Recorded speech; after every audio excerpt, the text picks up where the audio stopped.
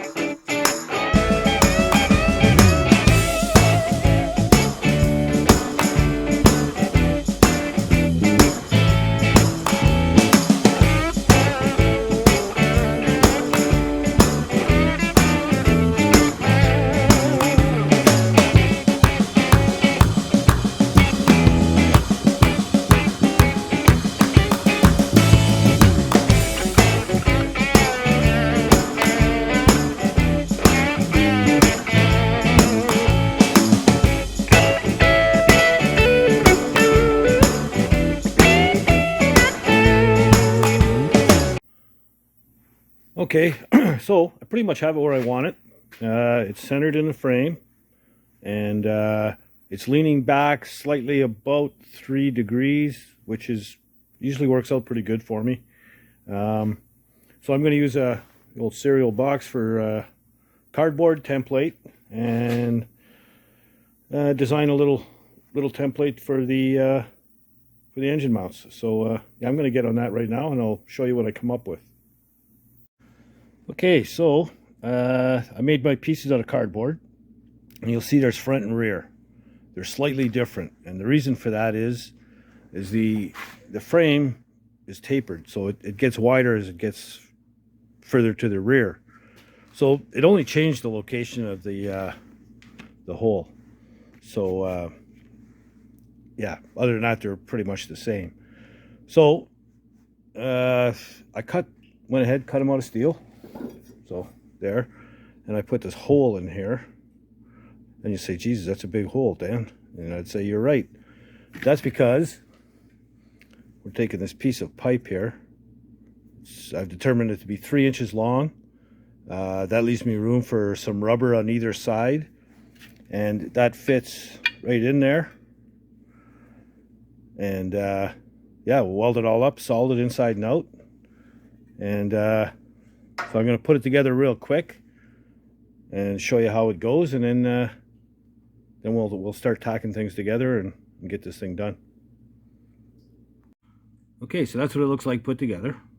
Now the inside diameter of the hole in that center of the pipe is the same as the hole for the motor mount. So that rubber, I'm going to clean all that stuff up after. This is just for spacing. So I'm going to tack the pipe to the plates on the outside from inside here and here, and then we'll pull the whole thing out and weld it up solid. I'm also going to plate the top of it and underneath. So that's where I'm at. Okay, so there it is, all put together and welded up. Looks pretty good. There's their pipe on the inside. That pipe came out flush with the outside of this plate on both sides. And, you know, I put a good bevel in it so you'd have a spot for your weld to go. That's one. I got to make another one yet. I've got all the pieces cut out, but, you know, it takes time to put this together. So I'm going to go ahead and put this one in place. And I want to tack it in to the frame. And then we'll get over to the other one. Because once this is tacked in and the bolt is in, you know, in the mount, it's not gonna move anymore. So the other one, I can make sure I got it right on the money as well. So I'm gonna go ahead and do that, and I'll show you what it looks like when it's all in place. Okay, so that's what she's gonna look like. I think it's pretty clean looking. You know, some guys will just hack in a couple of hunks of angle iron or something and, you know, call it good. Give it a little bit of style, give it a little bit of design, show, you know, a little bit of creativity. So, you know, we're going to weld this thing. We're going to tack it in place first. But once I get this one and the other one on the other side done, I've got to still build the other side. You know, I'll tack both sides, pull the bolts out, yank the motor out, and then we're going to weld it all the way around. Down and down here and underneath as well. So it'll be rock solid. Yeah, I like it. I think it came out good. And I've built several sets of motor mounts, never the same set twice. Stuff I like to do. But, you know, clean is cool, and I like it. So, I think it's pretty slick. So, I'll get on tacking that in place and get on building the other mount. So, you know, it's about detail. People pay attention to details. Some guys look for details. So, you know, if you spend a little bit of extra time on the details, it'll pay off in the long run. Trust me. And speaking of details and engines, I'm going to break off on a bit of a tangent there in a minute, and we'll check something out that's really cool.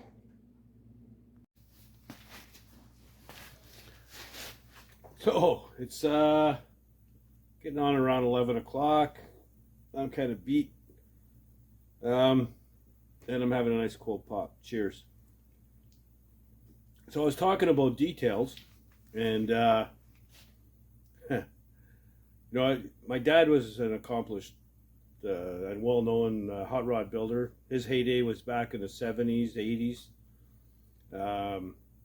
But you know, eventually his body gave out on him. He was getting older, and the work got too heavy. So he scaled down to motorcycles for a while. And even that was getting to be a bit too much.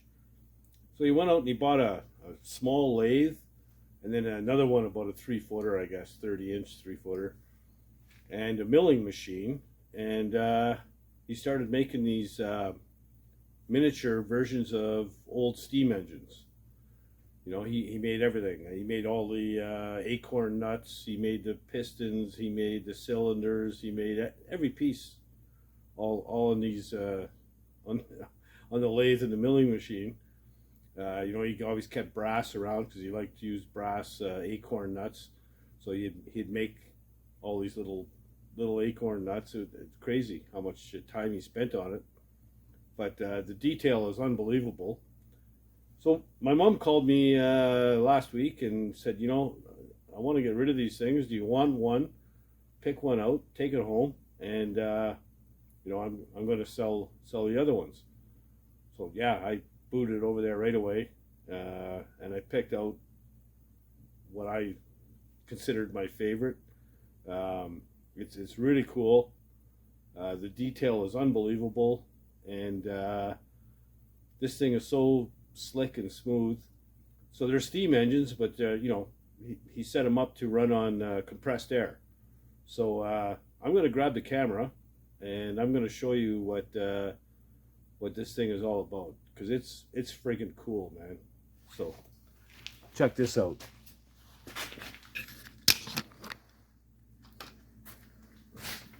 So there it is. This thing's about 20 inches long, 12 inches wide, and it weighs about 60 pounds. It is freaking heavy for a small piece. Like I say, like look at all the acorn nuts and even these little oilers, you know, to keep everything lubricated. He made all that stuff. Made everything. It's incredible. I don't know how much time he has into this thing, but it's got to be a ton.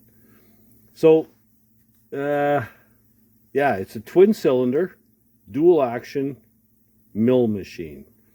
So something like this probably would have powered maybe a sawmill or a big ass pump to water fields. I mean, you could probably power a vehicle with it if you wanted to, you know, a little bit bigger version of it. But yeah, so I'm gonna show you how it works. I hooked my air hose up to it. So there's a little valve right here. I'm going to turn the valve. It's going to make some noise, but, you know.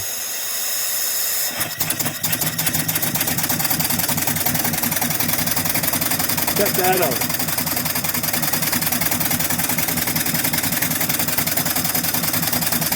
Is that cool or what? Every time I fire this thing up, I put a smile on my face. I just love it.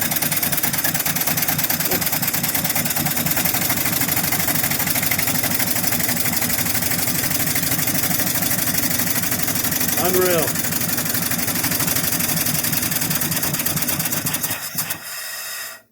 So there you have it. Fully operational, hand-built engine. Is that awesome or what? I just love it, man. That's a family heirloom. It's going to be passed on to my son. Excuse me. He said every time I see this thing run, puts a smile on my face. Very cool. So, thanks for indulging me on that. You know, it's, next month it'll be 10 years that my dad's gone, and, I miss him, you know. So it's, kind of cool to have a piece of the old man, you know, right here in the garage beside me. I've got to get a nice little cover made up for it, you know, glass case or something. So, right now I got it covered with plastic because, you know, I raise a shitload of dust and crap in here. So, yeah, thanks for indulging me and checking that out. I thought it was kind of cool. So back to the old truck. I wanted to get both mounts made tonight, but it didn't happen. It just took longer than I thought. So I'm going to make the other mount up in the morning and get that in. We'll tack it in. Then I've got to pull the motor out and weld it all the way around, weld it in solid, put the motor back in, and then we're going to put the transmission in and figure out the transmission cross member and mount. So that'll be in the next video. We're moving along pretty good on this old truck. You know, for come a long way. This is only the 4th video, I think, and you know, we're already getting the drivetrain together. I'm going to also get started on the rear axle. I got to get rid of that torque tube and the existing rear end. Put the 9-inch Ford together. It needs new seals and gaskets and stuff. I also going to pull the leaf springs out, get them rebushed and cleaned up and put together. So we got a lot of that stuff to go. And like I said, I'm still trying to source out front suspension parts. I've got some pieces lined up, but I haven't got them all.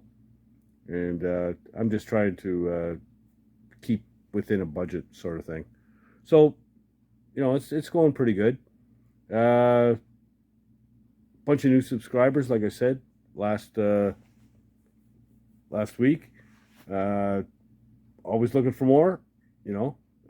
So tell your buddies. And if you haven't, subscribe. Hit the little bell. It'll tell you when the next video is out. And if you want to follow along on this project, subscribe. That way you won't miss anything. You can check us out on Facebook, Dirty Dan's Rod and Cycle on Facebook. There are a bunch of people that follow me on that, and I don't post as much as I was before. I just don't have time to spend sitting around on a computer all day posting things and taking pictures and loading them and all that crap. But I try and keep updates on different things like the Model A and stuff like that. The only reason I haven't done another video on the Model A for a while is I seem to have a hard time getting viewers on the Model A for whatever reason. Trucks, man, no problem. But Model A, I don't know, have a hard time reaching 100 viewers. So, I mean, that's, nobody's going to watch it, why make them, right? But anyway, there will be an update video coming on the Model A soon. It's getting close to being done and gone, because I kind of need it out of here. And I don't know, spring is coming. I've got spring fever, I can tell you that. I can't wait. So if you're not doing anything else, get out in the garage and build something, man. Later, guys.